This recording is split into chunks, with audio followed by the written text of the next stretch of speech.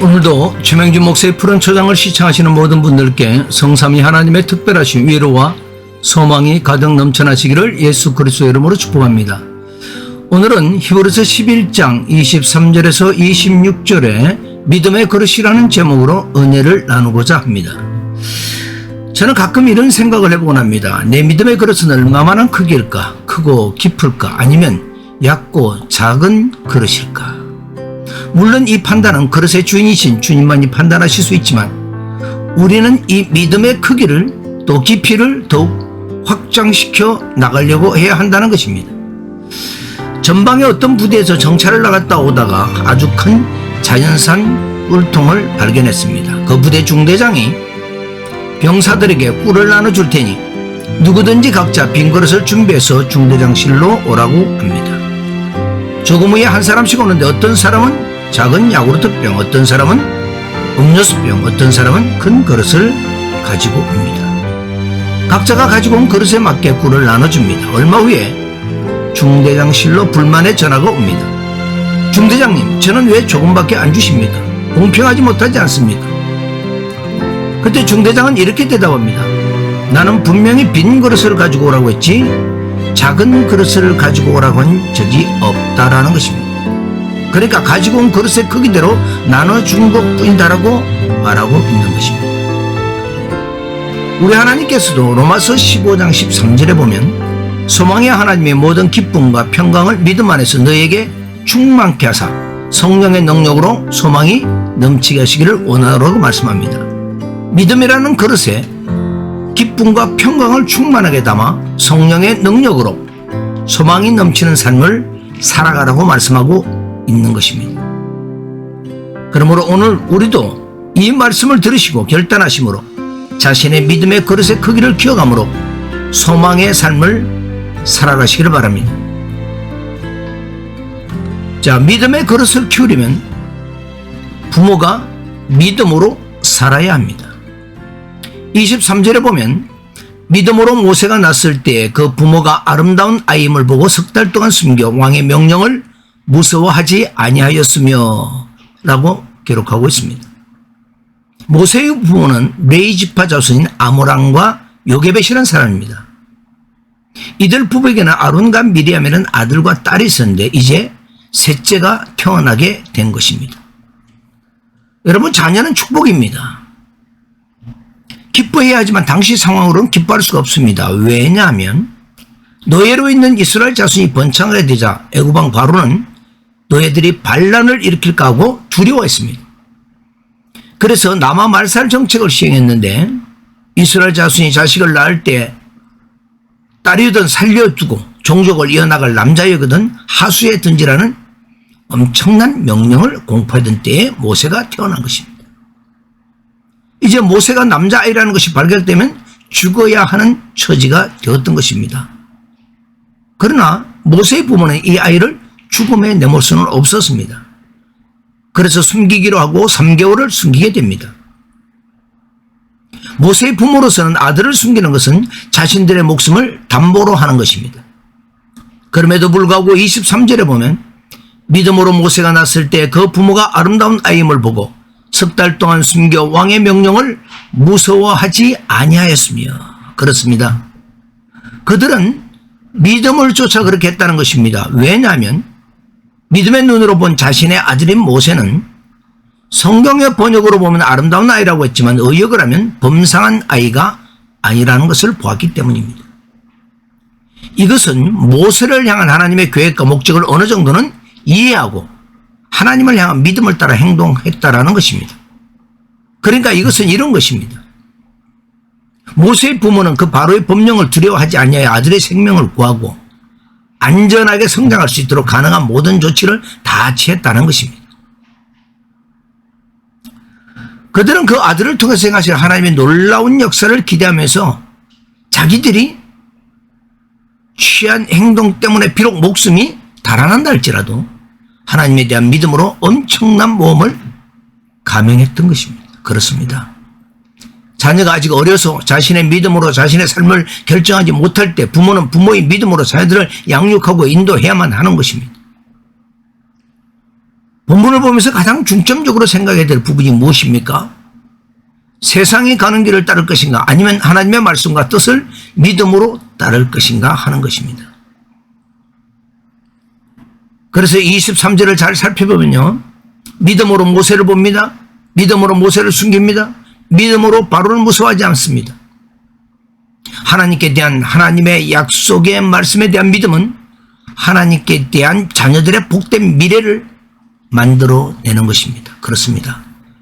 믿음은 당대로 끝나는 것이 아니라 유산으로 남겨져 하나님의 나라의 큰 족적을 남기게 되어지는 것입니다.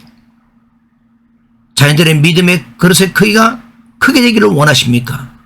그렇다면 부모들이 먼저 믿음으로 살아야 함을 기억하시기를 바랍니다. 두 번째는 믿음의 그릇을 키우려면 합당치 아니하는 부귀와 명예와 재물을 거부하는 믿음이 되어야 합니다. 24절을 보겠습니다. 믿음으로 모세는 장성하여 바로의 공주의 아들이라 칭함받기를 거절하고 모세는 자신이 히브리 민족이요 이스라엘 백성이라는 것을 알았습니다. 아무리 자기를 길러준 사랑과 성의가 고마울지라도 그리고 공주의 아들이라는 왕족이 주는 신분이 주는 그런 권세와 부귀가 아무리 크다 할지라도 자기와는 합당하지 않음을 깨달았습니다. 왜냐하면 왕족이요 그런 신분이 주는 권세와 부귀는 하나님의 뜻을 이루는데 오히려 방해가 될 뿐이라는 것입니다. 믿음의 눈으로 바라보니 가령 어떤 문제를 자기에게 주어진 그 권세와 부귀를 해결했다면 그 영광이 하나님께 돌아가겠습니까? 아닐 것입니다. 그러기에 단호히 거절한 것입니다. 세상 사람들은 부귀 영화와 명예에 거의 목숨을 걸고 이루려고 하며 살아갑니다. 그것을 이루는 데 있어서 선한 방법이냐 불법적인 방법이냐 하는 방법은 그렇게 중요하게 여기지 않습니다. 혹 그 중에는 이런 부귀와 명예를 목표치까지 이루는 사람들도 있습니다. 그리고는 이것을 성공했다고 합니다. 누구나 그것을 바라보면 또한 부러워합니다. 그래서 이것을 붙들려고 목숨을 걸고 달려나가고 있는 것입니다. 그러나 여러분, 잠언 21장 6절에 보면 속이는 말로 재물을 모으는 것은 죽음을 구하는 것이라 다 불려다니는 안개니라. 그렇습니다.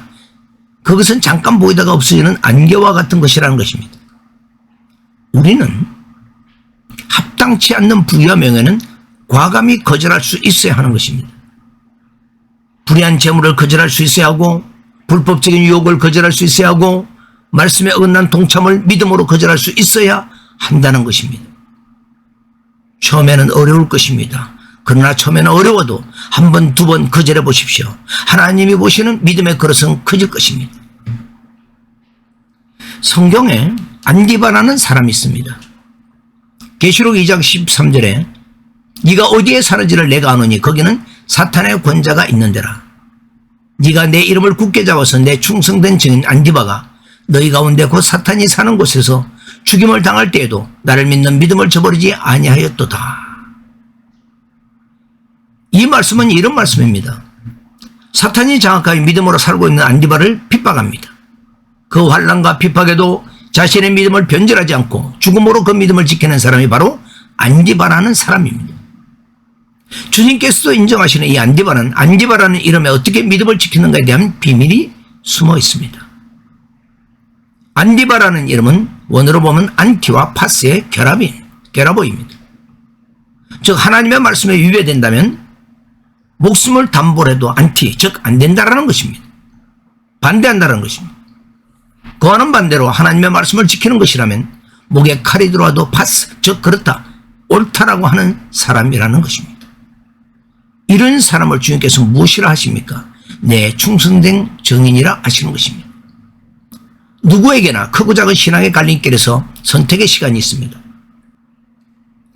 안디바와 같은 신앙의 결단으로 이제 내게 합당치 아니하는 세상의 유혹을 거절하고 믿음을 지켜나가는 데 있어서는 생명을 담보로 지킬 수 있는 믿음의 큰 그릇이 되시기를 바랍니다. 마지막으로 믿음의 그릇을 키우려면 가장 소중한 가치가 무엇인지를 알고 그것을 선택하는 것입니다. 본문 25절에서 26절의 말씀입니다. 도리어 하나님의 백성과 함께 고난받기를 잠시 죄악의 낙을 누리는 것보다 더 좋아하고 그리스도를 위하여 받는 수모를 애굽의 모든 보화보다 더 큰 재물로 여겼으니 이는 상 주심을 바라봅니다. 모세는 선택의 기로에 있었습니다. 죄악의 낙이지만 공주의 아들로 편하게 살까? 아니면 죄악의 낙을 누리는 것보다 하나님의 백성으로 고난의 삶을 받을까? 일반적인 세상 사람들은 죄악에 대한 개념이 바르지 않기 때문에 어떤 위치에서든 편하게 살고자 합니다. 그 삶이 약간의 죄를 짓는 삶이라 할지라도 애써 눈 감고 모른 척하며 살아가려고 하는 것입니다. 왜냐하면 다른 사람도 그냥 그렇게 살아가는 것처럼 보이기 때문입니다. 그런데 모세는 25절에서 26절에 보면 죄악의 낙보다 하나님의 백성으로서의 고난받기를 더 좋아하고 애굽의 보화보다 그리스도를 위하여 받는 수모를 더 큰 재물로 여겼다라는 것입니다. 그러니까 죄악의 낙보다 죄악으로 살아가는 그 삶보다 하나님의 백성으로서의 고난을 더 가치 있게 세상에서의 물질보다는 그리스도를 위한 수모받는 것을 더 큰 가치로 여겼다는 것입니다. 마태복음 13장 46절에 보면 농부가 밭을 갔다가 진주를 발견했습니다. 그 진주를 사기 위해 자신의 전 재산을 처분하여 그 진주를 샀습니다. 왜 그랬을까요? 그 진주의 가치를 알았기 때문입니다. 그래서 자신의 전 재산을 팔아서 그 진주를 사게 되는 것입니다. 우리는 우리의 삶에도 하루에도 몇 번씩 선택하며 살아가야 합니다. 우리는 선택의 기준을 어디에다 놓고 선택을 해야 합니까? 그렇습니다. 정말 소중한 가치가 어디에 있는가를 분별하여 선택해야 하는 것입니다. 이 방송을 보시는 여러분들은 자신의 인생의 가치를, 최고의 가치를 무엇이라 생각하고 살아가십니까? 바울은 빌립보서 3장 8절에서 또한 모든 것을 해로 여기면 내 주 그리스도 예수를 아는 지식이 가장 고상하기 때문이라 내가 그를 위하여 모든 것을 잃어버리고 배설물로 여기면 그리스도를 얻고라고 말하고 있습니다. 무슨 말입니까? 가장 가치 있는 그리스도를 얻기 위하여 내가 이전에 귀중하게 여겼던 다른 것은 다 버렸다는 것입니다. 어느 누구나가 다 이렇게 할 수 있는 것은 아닙니다. 그렇다면 누가 이렇게 할 수 있을까요? 이렇게 할 수 있는 것은 내가 선택한 것에 대해 진정한 가치를 발견하고 그 가치가 최고의 것임을 확신할 때 할 수 있는 것입니다. 그렇습니다.